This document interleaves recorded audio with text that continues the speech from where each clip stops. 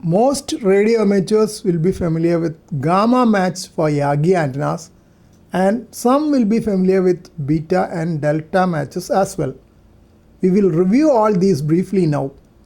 Are there any more named after Greek letters?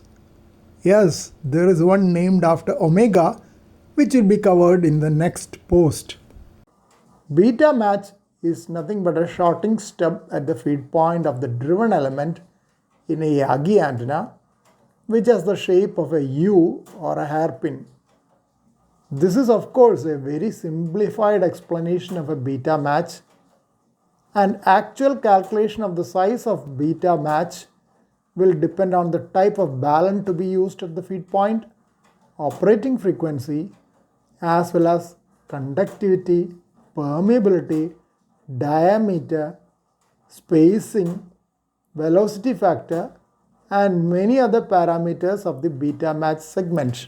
Beta match is in fact a shunt inductance across the transmission line and driven element feed points.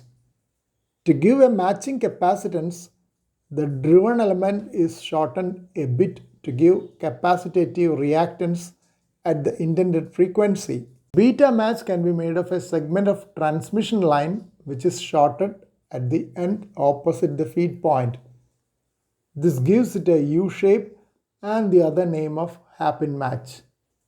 If the length of the stub is less than a quarter wavelength, the impedance at the open end of the stub will be purely inductive.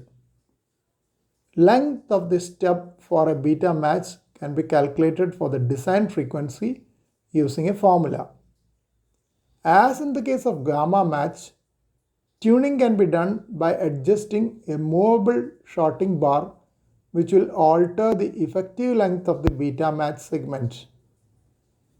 Hairpin match can be used for matching Yagi antennas and unfed vertical antennas. In both cases, the length of the driven element is shortened to give a matching capacitative reactance. Gamma match for a Yagi antenna is a way of matching impedance typically used for antennas with a driven element which is not split into two and mounted directly on a conducting boom. It can be simply implemented using a piece of coax and aluminum tubing as a DIY variable capacitor. Just as in the case of gamma match, with delta match also, driven element need not be cut in center to make two quarter wavelength segments like a usual dipole antenna. Delta match is typically used in a Yagi antenna, though it can be used in other types of antennas as well. Mechanical stability of the driven element is better when the matching is gamma or delta, as it is a single continuous half wavelength element mounted on the boom. This is more important for HF antennas where the driven element is quite long. As can be seen from the diagram, a delta match looks like an inverted delta alphabet when viewed from below. In delta match, the feeder is connected to 2 points away from the midpoint of the driven element. Usual dipole has a feed point impedance of about 70 ohms. When it is fed with a delta match, the points of connection of the delta can be adjusted to have 50 ohms feed point impedance. Still, it has been mentioned that delta match antenna has to be fed by a balanced feed line. Balanced feed lines have much higher impedance than 50 ohms, requiring impedance transformers. For example, the ladder line which I had homebrewed using pieces of drip irrigation pipes as steps has a calculated impedance of about 460 ohms. Another option is to have a 4:1 coax balun at the lower part of the delta for matching with a coaxial cable feed line.